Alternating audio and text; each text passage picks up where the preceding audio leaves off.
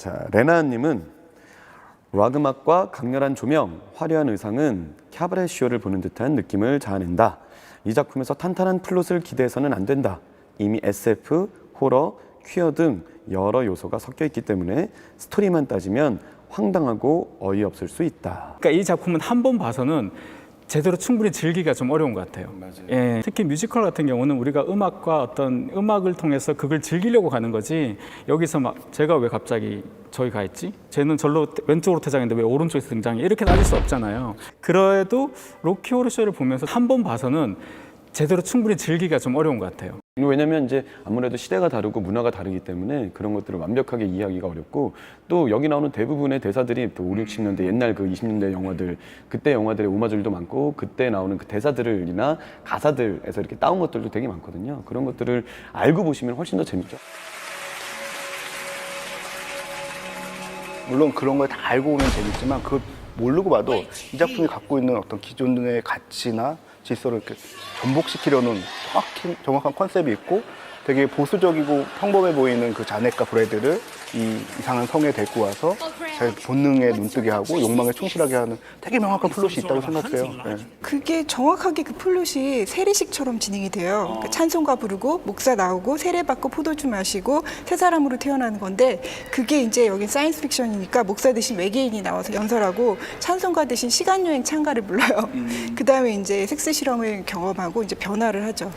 이런 것들이 이 뮤지컬에서 녹아서 저는 되게 반가웠습니다. 자, 나무 그늘님, B급 감성과 파격적인 섹시 호러를 전면에 내세우긴 했지만 B급 감성이라기엔 블링블링하고 파격적이라고 하기엔 이제 뻔해진 소재들이다. 원작의 감성에 충실하지도 못한 채 지난 시즌의 환호에 도취되어 더 느슨하고 산만한 극이 되어 아쉽다라고 하셨네요. 그 지역이나 또 시대에 따라서 변하는 것 같아요. 그 전에 우리 60년대의 뮤지컬들을 생각해 보면 60년대까지 굉장히 왕가나 뭐 이런 거? 그렇죠. 여기서 이제 70년대 이 작품이 딱 등장했으니까 얼마나 놀라웠겠어요. 근데 그때 왔던 충격이 지금의 관객들에게는 그렇게까지 강렬하지는 않을 것이고, 이거 오히려 이런 어떤 쇼적인 것들, 뭐 일탈 이런 것들이 더 강조되면서 지금은 그것으로서 이제 이 로키 호러 쇼가 정체성을 갖고 있는 것 같아요. 예를 들면 제가 2005년도에 헤드윅 초연을 처음 할 때 그 배우들끼리 모여서 그 쉬는 시간에 이런 얘기를 했어요. 이게 될까? 라는 얘기를 했어요. 근데 불과 10몇 년이 지난 지금은 트랜스젠더나 동성애라는 소재 자체가 이제 뭐 이미 그냥 익숙한 소재가 되어버려서 뭐 별로 이렇게 새롭지 않다라고 느끼시는 것 같아요. 이렇게 로키 호러 픽처쇼 원작인 경우에는 그게 사이언스 픽션을 기반으로 했잖아요. 그러니까 미래의 어떻게 보면 이야기죠. 그게 지금은 그 지향점이 지금하고 닿아 있어서 지금 현대의 어떤 그 가장 트렌디한 그런 느낌이 들고 현대에 어울리는 그런 느낌이 드는데, 앞으로도 연구를 많이 해야 되고 뮤지컬에서도 재밌게 보여줘야 될 것 같습니다. 근데 저는 그 송영진 배우님이 이제 출연하셔서도 있지만 딱 등장하는 순간 오, it's showtime 이런 느낌이었거든요. How'd you do it? 마주하는 걸 봤어.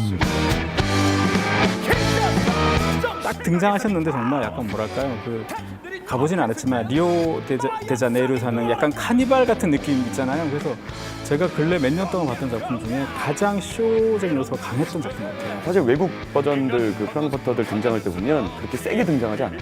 되게 부드럽고 더 여성스럽게 등장해요. How did you do it? 뭐 이렇게 들어오는데 저는 그렇게 하지 않고 있어요. 최대한 에너지 있고 강력하게 등장을, 이거 버전은 사실 홍록기 형 같아요. 홍록기 형은 정말 강력하고 파워 있는 남성스러운 프랑크퍼터거든요. 근데 그렇게 처음에 등장해서 휘어잡아야만 이게 작품이 가더라고요. 캡틴 스탄님이 극의 깊이와 쇼킹함은 뮤지컬이란 외형으로 오히려 피상적으로 보여지기도 합니다. 극적 긴장감이나 캐릭터들 간의 진중함보다는 가벼운 병맛 개그의 연속이라고 할까요? 라고 하셨네요. 병맛개가 정말 제대로 구현되는 게 정말 어렵거든요. 그렇죠, 어렵죠. 알고 보면 여기 그런 개그나 그런 것들에 굉장히 많은 오마주들이 숨어 있고 의도들이 다 작가의 의도가 다 담겨 있는 것이라 그런 것까지 보시면 그렇게 가볍게만은 볼 수 없는 작품이라는 생각도 들어요. 사실은 저는 이게 병맛 개그라고 이제 표현되는 게 정확하게는 무슨 뜻인지는 모르겠지만, 이게 70년대에 등장해서 처음 나왔을 때 그 여러 가지 성적 코드나 이런 것들이 당시로서는 정말 소수의 소수 문화였을 것 같아요. 그러니까 오히려 그런 부분이 현재에서는 그게 약간 좀 웃긴다라고 생각할 수도 있지 않을까. 이렇게 로키 호러 픽처쇼 원작은 컬트적이었지만 지금은 너무 대중화가 돼버렸거든요. 쇼에 영향을 받은 수많은 예술가들이 그 비슷한 작품들을 많이 만들어서 클리셰가 돼버렸기 때문에 근데 이게 예를 들어 70년대 느낌 그대로 지금까지 40년째 공연한다면 이 작품은 그렇게 살아남을 수 없고요. 진화하는 작품이죠. 그 보신 영국에서 했었던 최근에 그 몇십 주년 기념 공연 있거든요.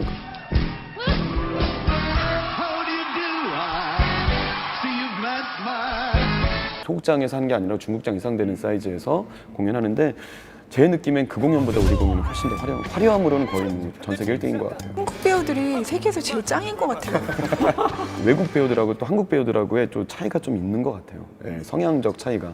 그러니까 외국 배우들 같은 경우는 에너지가 100이라면 한 60, 70 요 정도 이상 절대 더 안 하더라고요. 왜 그렇지? 한국 배우들 같은 경우는 내가 100 에너지 있으면 항상 무대에서 110, 120을 쏟아서 뭔가 보여드리려고 막 에너지들이 엄청 아니 근데 괜찮으신가요? 그리고 공연을 그렇게 120까지 뽑아내시고 힘든데 관객 여러분들 마지막에 그 커튼 끌 때 정말 다 같이 타임 오프 댄스 추는 모습을 보고 있으면 아, 피로가 싹 가져요.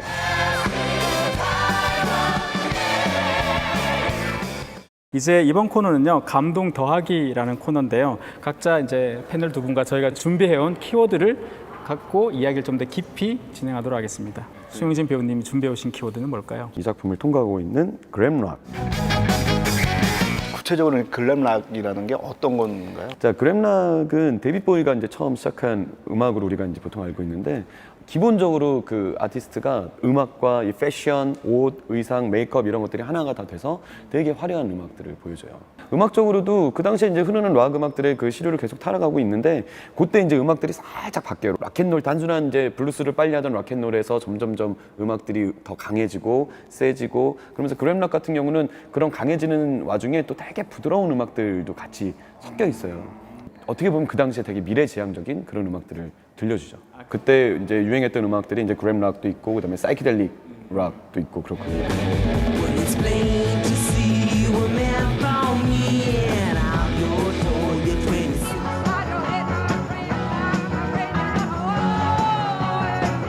그 그램 락이나 사이키델릭 락이 이 기본적으로 이 로키 호러 쇼에 계속 흐르고 있고 이 작품에 이제 하나의 또 오마주이기도 한데 그 에디라는 캐릭터는 50년대 락앤롤의 상징이거든요. 그래서 그 엘비스 프레슬리 머리를 하고 나오고 있더라고요. 그러잖아요. 제가 도끼를 죽이잖아요. 그게 이제 70년대 문화가 사이키델릭 락과 그램 락이 이 50년대 락앤롤을 죽이는 없애버리는 그런 걸 상징하기도 하거든요. 네. 그러면 이 로키 호러 쇼 안에서 혹시 그 글램록 가장 대표적인 글램록 음악이다라고 할 수 있는 뭐 그런 느낌 제일 주는 게 바로 사이언스 픽션 더블 피처에 나오는 그 곡이에요. 첫 곡.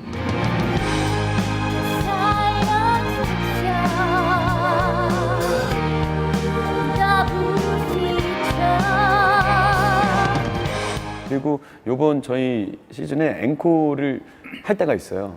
그때 이제 또 저희 음악 감독님 김성수 음악 감독님이 또 이 작품의 덕후이기도 하시고 또 50년대 락과 또 그때 그 사이언 SF 영화의 또 매니아세요. 그래서 그 보시면 약간 데이빗 보이한테 헌정하는 게 있어요. 데이빗 보이 라이프 온 마스라는 곡이 있는데 그 곡의 전주 그 앞에 피아노 라인을 그대로 따가지고 그 터치 앞에 부분을 그 느낌으로 편곡을 한 거예요. 그래서 데이빗 보이한테 바치는 게 그런 게 숨어 있습니다. 네. 제가 준비한 거는 관객 참여형 공연이라는 건데 현대 공연의 흐름은 장르 해체뿐만 아니라 여러 장르들을 통합하는 그런 어떤 혼종을 얘기하는데 연극의 사요소, 희곡, 관객, 배우, 무대 이렇게 얘기하는데 이제는 그런 것들의 경계가 완전히 무너지는 거예요. 관객도 예전에는 그냥 수동적으로 그 제4의 벽 뒤에서 바라보는 관찰자였다면 지금 그 로키 호러 쇼처럼 적극적으로 참여하고 어떤 면에서는 그 대본을 같이 만들어가는 그래서 어떤 작가의 역할도 하고 때로는 배우의 역할도 하는 그런 역할이 많아지는데 지금의 공연의 스타일을 로키 호러 쇼는 현대 공연이 갖고 있는 그런 어떤 특징들을 잘 갖고 있는 것이죠. 근데 그거는 뭐 점차 프로덕션이 진화할수록 여러 공연 작품들이 계속 그걸 갖고 오겠네요. 한국에서도 이제 이머시브 공연들을 많이 시도하고 있잖아요. 작년에 이상의 작품을 갖고 만든 굿바이 이상이라는 작품도 그렇고 그런 작품들이 계속 시도가 되는데 이게 전 세계적인 어떤 공연 흐름인 것 같아요. 이게 관객들한테도 그게 약간 소구가 좀 더 쉬운가요? 이머시브 공연했을 때 가장 중요한 키워드는 친밀감이에요. 그래서 그 공연에 대해서 갖게 되는 관객들의 친밀감, 그것을 어떻게 형성하느냐인데 로키 호러 쇼뿐만 아니라 그런 이머시브 공연들은 그런 것들을 굉장히 잘 만들어요. 이렇게 설명을 듣고 보니까 이머시브 공연을 하면 배우들이 굉장히 힘들 것 같은데요? 아무리 용을 써도 이게 안 오는 날이 있어요. 안 끌려오는 분들이요. 네, 그런 날이 있어요. 며칠 전에도 하루 그런 경우가 있어서 우리 지금 뭐 잘못하고 있니? 라고 계속 배우들이 우리 지금 되게 잘하고 있는데 저희가 이제 알거든요. 템포나 이런 것들을 보면 그날 분위기 따라 정말 달라지는 게 있는 것 같아요. 네, 제 키워드는 바뀌었습니다. 지금 저는 진화하는 쇼라고 하고 싶은데요. 진화하는 쇼. 예, 이게 맨 처음에 나왔을 때 여러 가지 요소들이 있었잖아요. 호러, SF, 그다음에 뭐 여러 친화적인 요소들, 페스티벌적인 요소들 이런 것들이 시간에 따라서 많이 그 연출하는 거에 따라서 달라지는 것 같아요. 즉 음악사에서도 그렇고 미술사에서도 또 문학에서도 그렇고 이제는 인터랙티브, 이머시브 공연 그런 쪽으로 가고 있거든요. 그런 것들의 시대 흐름에 맞춰서 좀 더 페스티벌적인 요소들이 더 부각이 되지 않았나라는 생각이 들었고 제가 준비한 키워드는요, 컬트인데요. 컬트 하면 이제 로키 호러 쇼, 로키 호러 픽처 쇼였는데 사실은 이 컬트라는 단어 자체에서 아시다시피 약간 종교적인 개념이거든요. 특정인이나 특정 어떤 사물, 존재에 대해서 열광적으로 숭배하고 그리고 거기에 대해서 무조건적으로 따르고 그러다 보니까 뭐 사이비, 뭐 이단 뭐 이런 얘기까지 이제 파생되는데 제가 주목한 바는 열광적 지지, 열광적 숭배라고 생각해요. 왜 그 작품을 사람들이 그렇게 열광적으로 좋아해서 컬트가 되었을까가 더 중요한 것 같아요. 크게 두 가지 요소가 있거든요. 이게 컬트가 보통 되는 작품들을 보면 좀 더 세게 해야 돼. 어떤 선을 넘어버려야 돼. 예를 들면 90년대 또 홍콩 영화에서 오삼 감독의 첩혈상 이런 것도 컬트로 치는 이유가 한 300명, 500명 죽이잖아요. 뭐 10명 죽은 게 아니야. 그렇게 총알을 바꾸지 않는데 계속 권총에서 몇백 발 나가잖아요. 총알이 막 완전 뭐 장난 아니잖아요. 이렇게 약간 양적으로 정말 많거나 아니면 굉장히 세거나 강도가 아니면 두 번째 요소는 그거예요. 약간 다르게 접근하는 거죠. 그러니까 어떤 섹스나 폭력을 다뤄도 기존 방식이 아닌 방식. 그러니까 이 로키 호러 쇼 같은 경우는 정말 딱 그렇게 부합하는 거잖아요. 그 컬트 뮤지컬의 대표적인 게 이 로키 호러 쇼지만 미국에서의 컬트 뮤지컬은 그리스예요.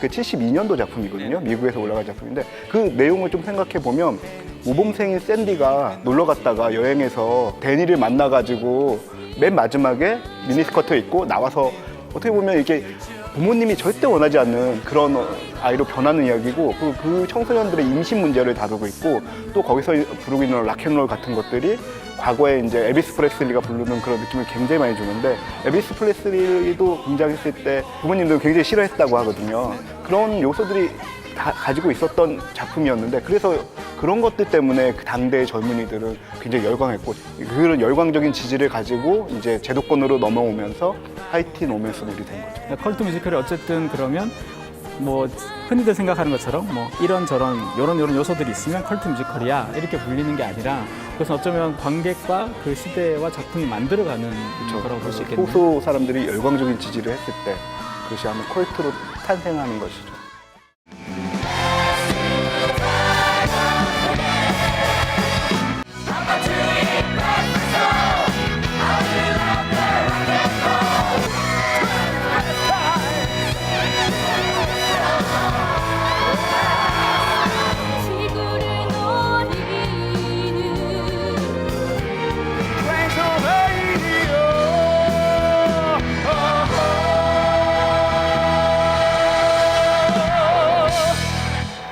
오늘 이렇게 모두 스테이지 감동 정산을 위해서 이 두 분을 더 모시고 함께 좋은 시간 나눠봤는데요. 저희 프로그램은 아시다시피 그 여러분의 리뷰로 완성되는 프로그램입니다. 아래 자막을 확인하시고 꼭 스테이지 톡과 인스타그램에 많은 참여를 부탁드리겠습니다. 그리고 오늘 로키 호러 쇼 편에 리뷰를 참여해주신 인스타그램의 민트꼬부님하고 스테이지 톡의 나무그늘님에게는 공연 초대권을 보내드립니다. 초대권. 역시 사랑은 물질로 표현해야 되죠. 그럼요. 많이 참여해 주십시오. 전 초대권을 많이 주는 프로그램이고요. 스테이지 감동정산 저희가 이렇게 여러분들에게 선물도 많이 드리고 또 많은 이야기도 나눌 수가 있습니다. 여러분들이 궁금하신 것들 저희 이렇게 이제 얘기를 나눌 수 있는데요. 그러기 위해선 여러분들의 많은 리뷰 또 많은 댓글들이 필요한데 바로 인스타그램 그리고 스테이지톡에 많이 남겨주십시오. 그러면 저희가 선물도 많이 드리고 또 많은 이야기를 함께 나눌 수 있을 것 같습니다. 저희는 다음 작품으로 찾아뵙겠습니다. 감사합니다. 감사합니다. 감사합니다. 이런 건 되게 식상한데 대본에 적혀 있으니까 물어는 볼게요. 한마디로 정의한다면 덕후들의 잔치다. 외계인이 주최하는 파티다. 홍용진이다라고 생각이 들어요. 섹시한 반란이다. 너무 평범해? 재미가 없어요. 그러니까 나도 재미가 생각해 좀 재미가 없어. 뭐 딴 걸로 할까? 저기도 겹치고 여기 다 힘든데 섹시 빼요. 근데 생각해봐도